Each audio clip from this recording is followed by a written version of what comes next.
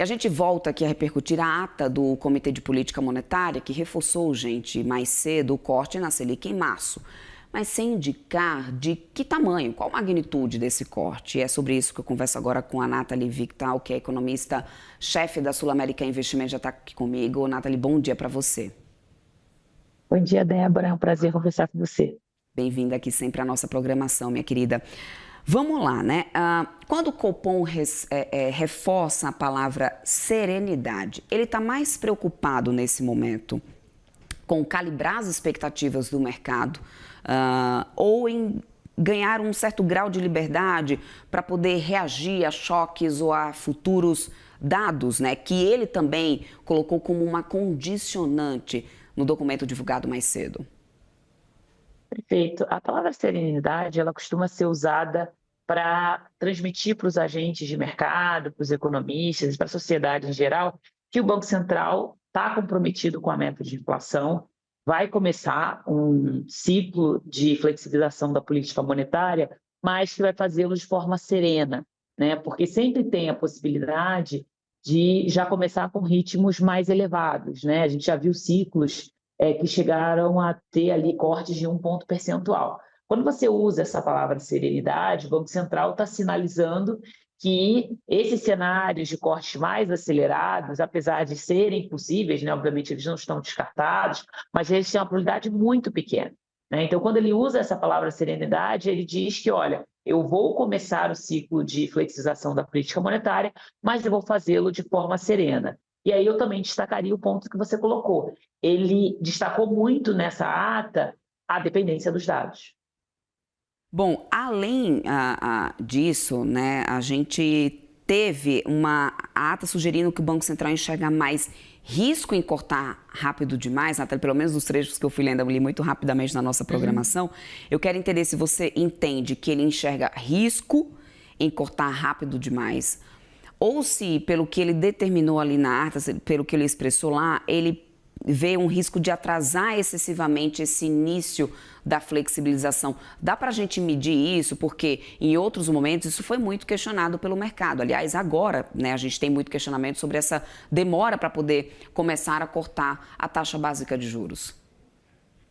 Eu acho que a barra, o saldo da comunicação, né, do Banco Central, tanto do comunicado quanto da ata, é que a barra para não cortar em março é muito elevada, né? Então, o ciclo de flexibilização está sinalizado e o Banco Central mostrou ali um grande conforto em começar a cortar os juros. Então, isso já está sinalizado. Eu acho que a barra para ser zero em março me pareceu muito elevada. E aí, dado que ele sinalizou que vai cortar, qual é o tamanho do corte, né? A gente tem ali um rol de possibilidades. A gente aqui na Sul América Investimentos, nós achamos que eles vão cortar 50 pontos base, né? Que é um pouco acima do mínimo possível, né? Em geral, quando a gente fala em cortes do Banco Central, a gente sempre trabalha com variantes do 25 pontos base, né? Múltiplos do 25. Então, o 25 é uma possibilidade teórica. Alguns economistas, inclusive, têm 25 como sua projeção no cenário base. Mas a ata do Banco Central, na minha avaliação, ela enfraquece ainda mais esse cenário alternativo de um corte menor, né? De um corte de 25 pontos base. Não sou apenas eu que projeto 50 pontos base. O Focus, né, que é a mediana dos participantes de mercado, também tem 50 pontos base. E a ata do Banco Central me pareceu uma ata muito para respaldar o que está no Focus, né? Então, me parece que a gente está falando de, no mínimo, 50 pontos base. Se é no mínimo 50 pontos base, eu acho natural que se debata a possibilidade de uma aceleração. Não necessariamente na reunião de março, mas também trazer isso como possibilidade para frente. Então, o saldo da comunicação do Banco Central acaba ficando, no nosso jargão no economês, um saldo dovish, né? Um saldo de um Banco Central que está sinalizando que pode cortar um pouco mais a taxa de juros, né? Em relação ao saldo ROC, que era das comunicações anteriores, que no jargão no economês quer dizer que era um Banco Central que estava muito preocupado. Não é um Banco Central que está mais muito preocupado, é um Banco Central que está se preparando, está ali na linha, na partida para começar o ciclo de corte, né? E aí, na nossa opinião, ele vai seguir numa velocidade de cruzeiro de 50 pontos base. Mas hoje, da dependência dos dados, que ele sinalizou de uma maneira muito clara, então tudo está em aberto, né? Acho que a ata deixou tudo em aberto. 25 também é uma possibilidade teórica, Sim. mas eu acho que pela dependência dos dados, pela maneira que está escrita e pelo fluxo de notícias que ele vai ter até a próxima reunião, 50 pontos base me parece piso, e aí a gente não me surpreenderia do mercado debater e precificar alguma possibilidade de 75 pontos base. Na verdade, o mercado já está fazendo isso, né? Então, se eu tivesse que apostar, né, porque no mercado a gente não trabalha só com cenário base, né? A gente trabalha também com as assimetrias, porque é isso que a gente consegue monetizar para os nossos clientes. Se eu Uhum. tivesse que pensar hoje numa probabilidade, eu acho que a chance do 75 ela é um pouquinho maior do que a chance do 25, mas a grande massa, a grande probabilidade é nos 50 pontos base.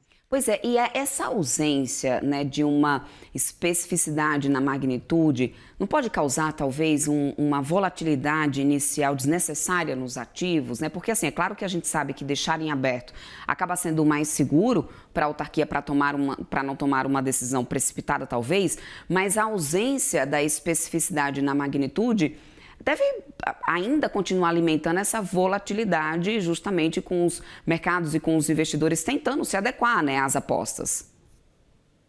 Perfeito. Eu acho que o Banco Central ele foi justo no sentido que ele está vendo dados mistos, né? A economia brasileira tem apresentado um comportamento misto. Tem ali um consenso que existe uma desaceleração da atividade econômica em curso, mas mesmo esse consenso, alguns dados vêm na direção contrária, né? E a gente tem uma expectativa que esse primeiro trimestre a gente tenha uma ligeira aceleração, a gente tem uma aceleração em relação ao que foi o quarto trimestre do ano passado, que a gente nem sabe o que foi ainda, mas a gente tem uma expectativa que o primeiro TRI tenha uma atividade econômica um pouquinho mais forte, por causa de uma série de liberações, tem isenção do imposto de renda, etc., que acabam estimulando um pouco mais a economia. Então, para mim, o cerne da mensagem do Banco Central é que ele está em dúvida, né? E ele quis deixar essa dúvida explícita para o mercado, né?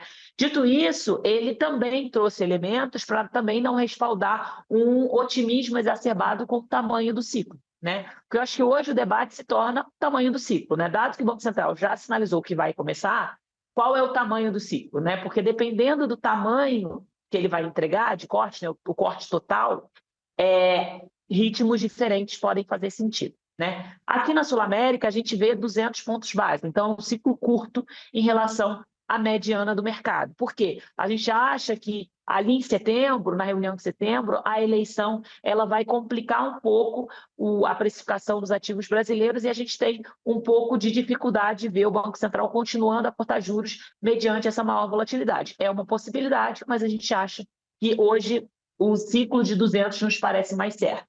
Mas tem agentes no mercado que veem um ciclo de 400 pontos base. Tem agente no mercado que vê 300 pontos base. Então, o tamanho do ciclo conversa muito com o ritmo que o Banco Central consegue imprimir. Por que a gente acha que é 50? Porque a gente vê um ciclo um pouco mais curto. Tá. E aí, você fala em volatilidade, eu não vejo essa volatilidade tão grande. Eu acho que o Banco Central está sendo sincero, né? Ele está em dúvida. Claro que se ele tivesse uma certeza maior, isso ajuda a ancorar um pouco mais o mercado, né? Porque ele coloca ali a barra. Mas a minha percepção e como o mercado está reagindo é que a maneira que ele está escrevendo tem deixado o mercado confortável com uma massa de probabilidade nos 50, né? No corte de 50. Então, eu não estou vendo essa volatilidade. Claro que, à medida que os dados forem sendo divulgados, talvez o Banco Central precise corrigir alguma coisa. Mas aí ele vai corrigindo à medida que os dados vão sendo divulgados. Não acho que acho que ele foi sincero, né? E tem bastante mérito nisso. Falamos sobre os fatos explícitos, Nathalie, mas falando um pouco também sobre o que pode vir implícito nessa história, porque a ata deixou, na tua visão, estamos em 2026, né? E essa questão também do cenário doméstico, fiscal, é algo que vinha sendo debatido e pontuado em muitas situações. Na tua visão, a ata deixa implícito algum grau de dependência de política fiscal para esse ciclo de queda de juros, para que esse ciclo ganhe tração nesse ano de 2026? Perfeito. Ela não deixa isso explicitamente, né? Acho que a parte do fiscal já estava na comunicação, né? Então, o que nós economistas, a gente tem fixação em olhar o que ele tirou e o que ele colocou, né? Mas a parte que ficou segue ali no mesmo plano de voo, né? Então, ele não trouxe novos elementos fiscais, mas não quer dizer que o fiscal não importa. O fiscal importa bastante. Por quê? O fiscal é um dos principais pontos que tem sido apontado não apenas pelo Banco Central, mas principalmente pelos economistas de modo geral, como sendo o responsável pela desancoragem das expectativas de inflação, principalmente nos horizontes mais longos. Existe uma dúvida grande quanto ao equilíbrio de política econômica do nosso país. Quando a gente pensa na inflação, a inflação ela é apenas a febre, né? Ela é o reflexo das condições da economia brasileira como um todo. A gente tende a olhar muito o Banco Central, mas não é só o Banco Central que define ali como é que vai estar a economia brasileira. A política fiscal, a política cambial, a política setorial, são pontos que também são importantes para o equilíbrio da economia brasileira. E o que o foco está dizendo para a gente, principalmente nos horizontes mais longos, 2027, 2028, 2029, é que os agentes de mercado têm dificuldade de ver todas essas políticas levando a inflação para a meta. Então, lá dentro também tem política fiscal. Quando a gente tiver maior visibilidade quanto para onde a política fiscal vai, qual é o plano, porque o arcabouço fiscal ele não tem entregado um resultado fiscal que estabiliza a dívida, né? O próprio Tesouro reconhece isso nas suas projeções, né? Nos relatórios que estão sendo divulgados, que são revisados para cima, né? Para mais dívida a cada relatório divulgado. Então, como a gente não tem visibilidade quanto a essa estabilização do nosso endividamento, pelo menos estabilização, a gente mantém lá o que a gente fala de prêmio de risco, né? Então, você tem um prêmio de risco no câmbio, você tem um prêmio de risco nos juros e você também tem um certo prêmio nas expectativas de inflação. Então, as expectativas de inflação elas não vão para a meta. Se elas não vão para a meta, elas dificultam a vida do Banco Central. O Banco Central ele tem que ser mais cauteloso. Ele olha a condição da economia e fala, olha, eu tenho que tomar muito cuidado, porque qualquer choque inflacionário ele pode ser permanente. Porque como a expectativa de inflação ela não está na meta, o que o livro-texto diz para mim é que quando a expectativa de inflação não está na meta, a probabilidade de um choque de inflação ser permanente ele é muito maior, né? Então, o Banco Central acaba ficando especialmente cauteloso. O que é um Banco Central especialmente cauteloso? É um Banco Central que acaba operando com uma taxa de juros um pouco mais elevada. Então, sim, a política fiscal ela influencia, mas ela influencia de maneira implícita, não necessariamente de maneira explícita, né? Pelo menos na comunicação recente do Banco Central. Perfeito. Conversamos aqui com a Nathalie Vitale, que é economista-chefe da Sul América Investimentos. Minha querida, muito obrigada pela sua presença, seu tempo e até uma próxima. Obrigada, Débora. Obrigada a todos.